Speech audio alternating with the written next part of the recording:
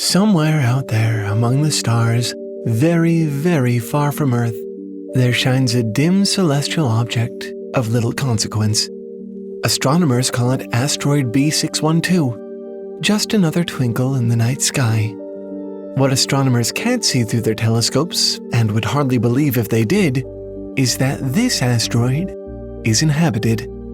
Here on this chunk of rock, scarcely bigger than a house, lives a little prince. He doesn't own much. One can hardly have much on a planet this size. But for him, it is enough. Every morning, he heats his breakfast over one of his 3 knee-height volcanoes, sweeps them out to keep them tidy, weeds out the pesky baobabs that sprout like weeds across the planet, and sits in his chair to watch the sunset. Life at home is quiet, solitary, and peaceful. That is, until the arrival of someone new. A special, mysterious seed carried by the wind from who knows where. It roots itself on his asteroid and, under the little prince's watchful eye, begins to grow. And then, one morning, right at the moment of sunrise, it finally unfurls its petals and, yawning daintily, reveals itself to be a lovely, vain, and fatal rose.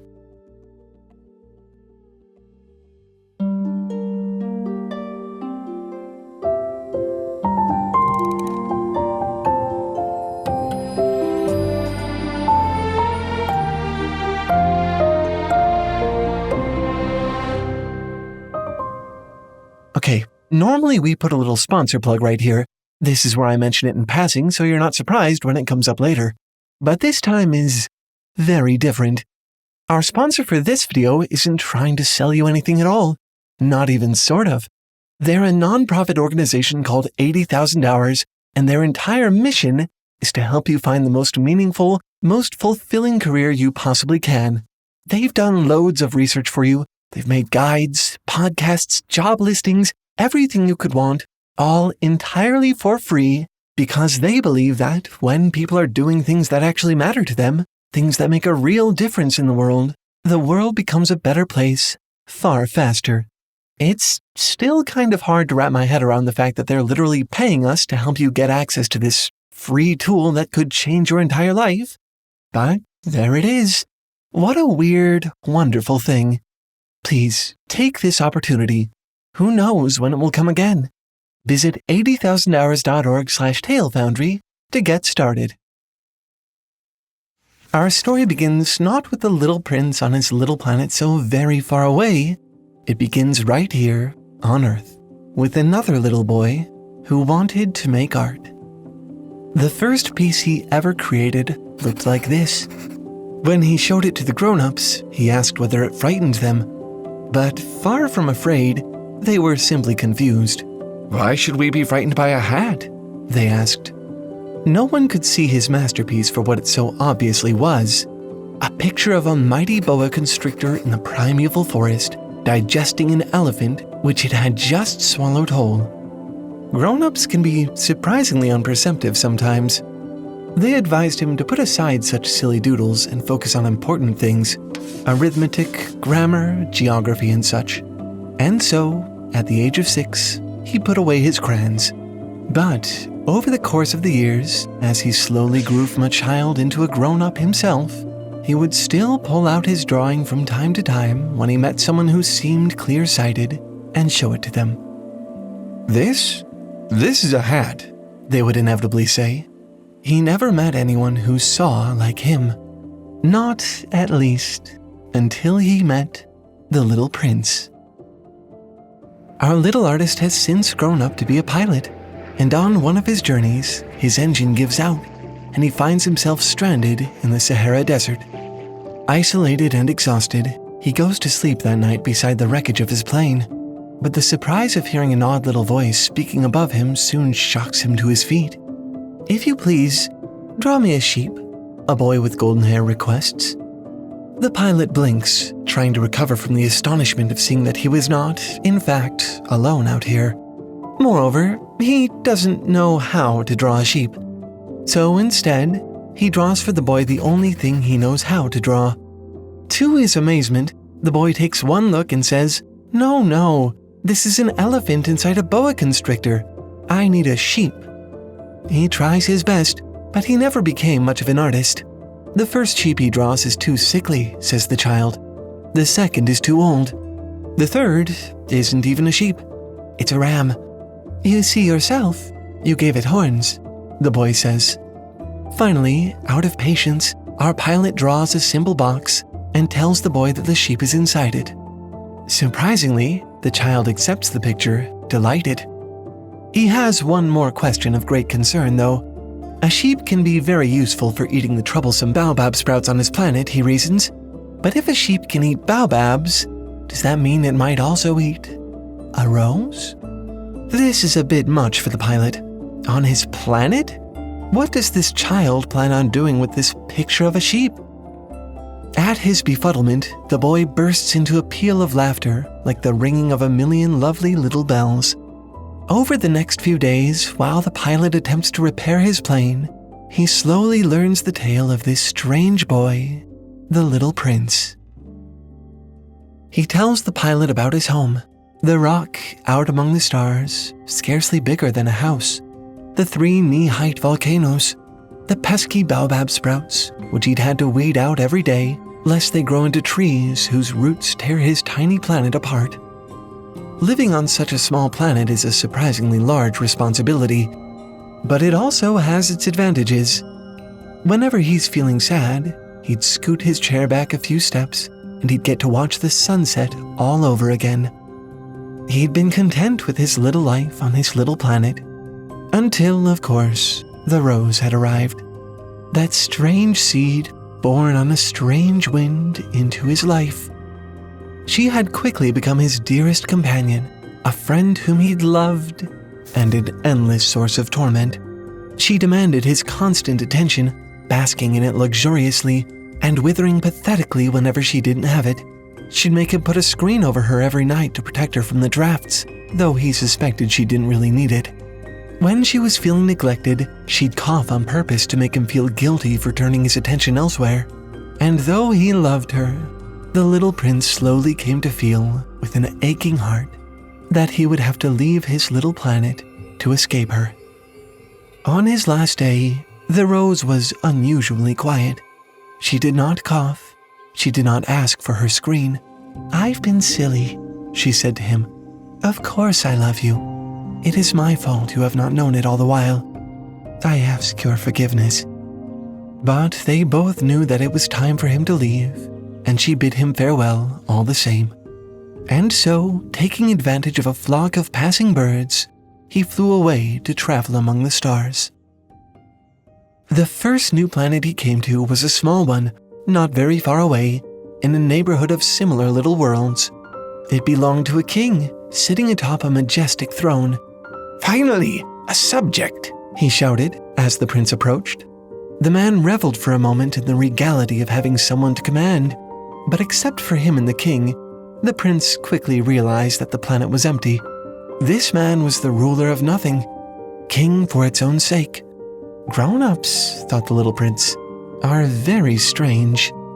The second planet he came to was home to a conceited man wearing a funny hat. As soon as the little prince arrived, the man instructed him to clap his hands. The little prince did. Then the man, flushed with pleasure, raised his hat in a salute.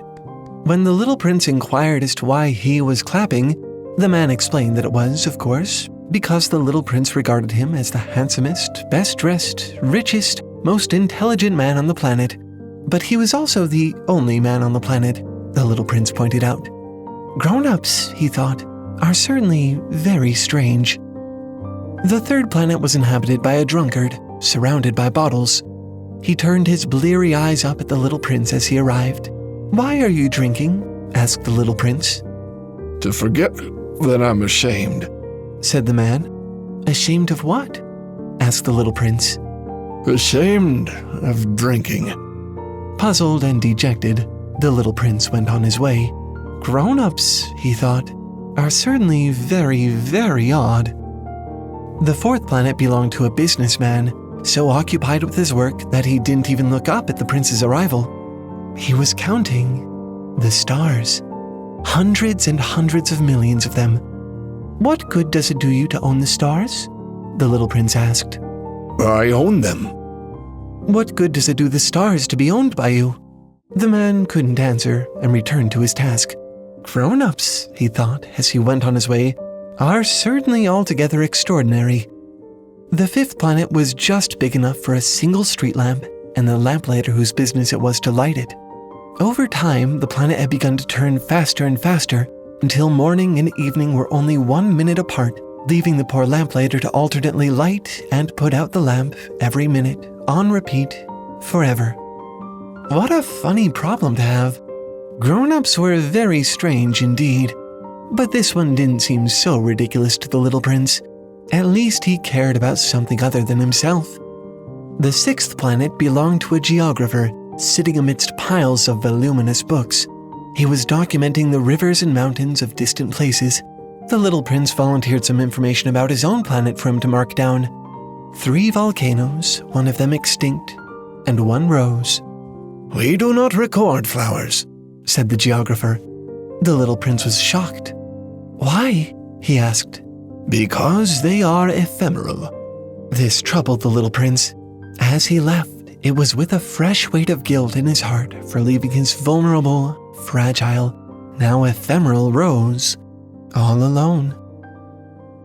The final planet the prince came to was Earth. Compared to all the others, Earth was huge. He walked on and on, over mountains, over sand, over snow. It seemed as though he could walk a straight line forever in any direction and never end up where he started. Finally, he stumbled upon a garden in full bloom, bursting with thousands of flowers. But not just any flowers. These were roses. "Good morning," they sang to him in a sweet, familiar chorus. The little prince was thunderstruck. Back home, he and his rose had both believed that she was special, the only one of her kind in the entire universe. His planet, his rose, and his life suddenly felt so very small and meaningless. He lay down in the grass and began to cry. "Good morning," he heard a new voice say after a while. Looking around, he saw a fox sitting nearby. In his unbearable sadness, the little prince asked if the fox would not come and play with him to lift his spirits. But the fox said that it could not, for you see, it was a wild fox. It had not yet been tamed, but oh, how it longed to be. To tame something is a wonderful thing, the fox explained. It is not only to own a thing, but to build a connection with it, to understand it with your heart, to make it special. The fox begged the little prince to tame him, and, delighted when he accepted, explained how it might be done. Every day, for many days in a row, they would meet at the same time, and every day, the fox and the little prince would sit a little closer. And finally, after days and days, the fox was tame.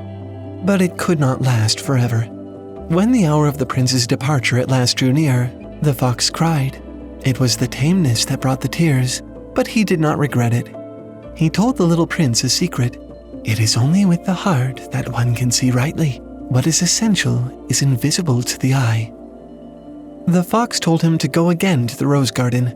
The king, the conceited man, the drunkard, the businessman, they'd all seemed silly and strange to the prince.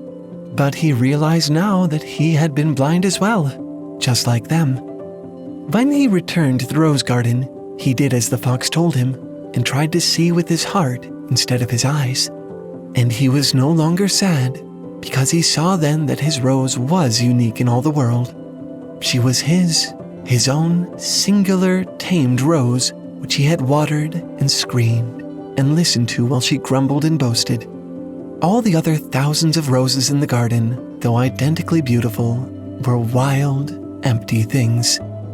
To tame something, says the prince to the pilot, even just one thing in the whole universe, changes everything. Because the fox loves the little prince, the color of wheat fields blowing in the breeze will forever be lovely to him, for they will remind him of the prince's hair. Because the prince loves his rose, all the others pale in comparison. At his request, the pilot draws one last thing, a muzzle for his sheep to keep it from eating the rose. And now, at last, it is time for the little prince to return home to the flower that he loves. Things will change now for the pilot too, the little prince says. Now that he has known this boy, the night sky will laugh for him like the soft ringing of a million little bells, because on one of them, the little prince will be living. On one of them, he will be laughing. The little prince finally returns to the stars. The pilot repairs his engine. Life continues for both of them, but things are never quite the same for the pilot. His friends seem to notice a change in him.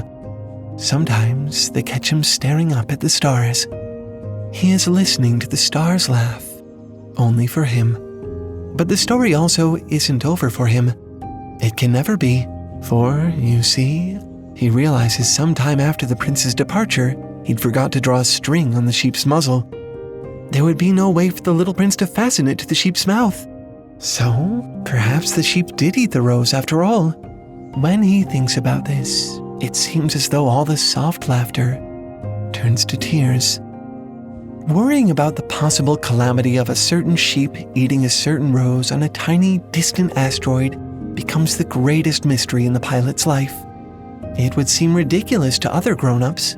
His friends would never be able to understand. But then again, grown-ups can be shockingly unperceptive, can't they? They say that emotions cloud the mind, but I think that to see the extraordinary in the ordinary, to see with a bias, to see the whole world in a flower or the color of the wheat fields, it's a different kind of seeing, one no less important than the way that you see with your own two eyes. It's seeing with your heart.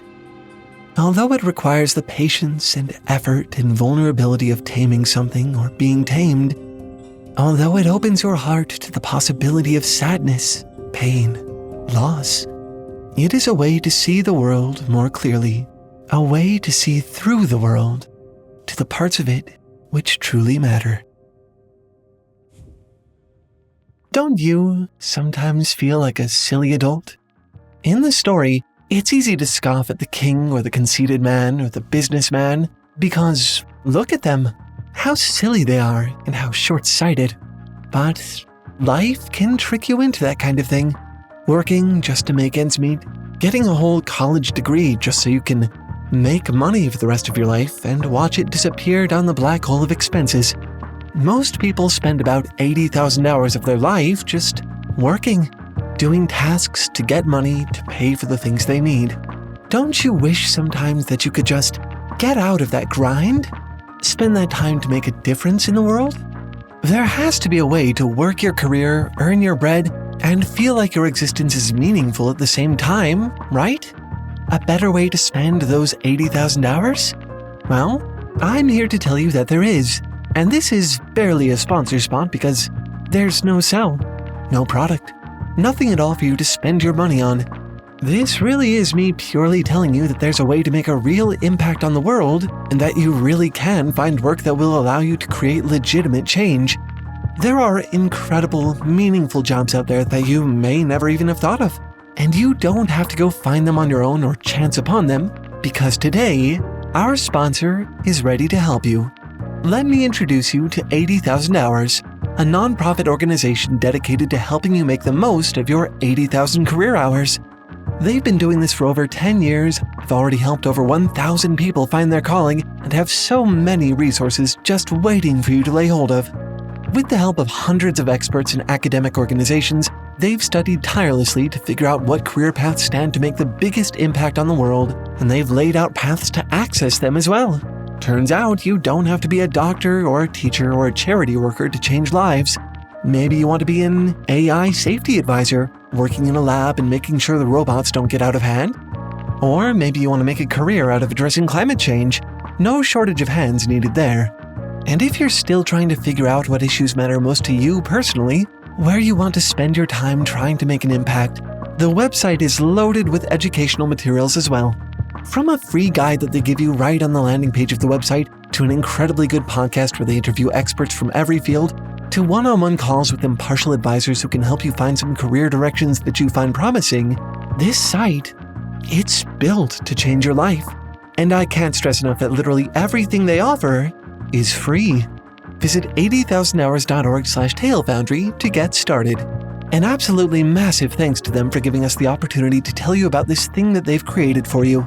Definitely one of the coolest sponsors we've had on the show. I really hope you'll give it a look.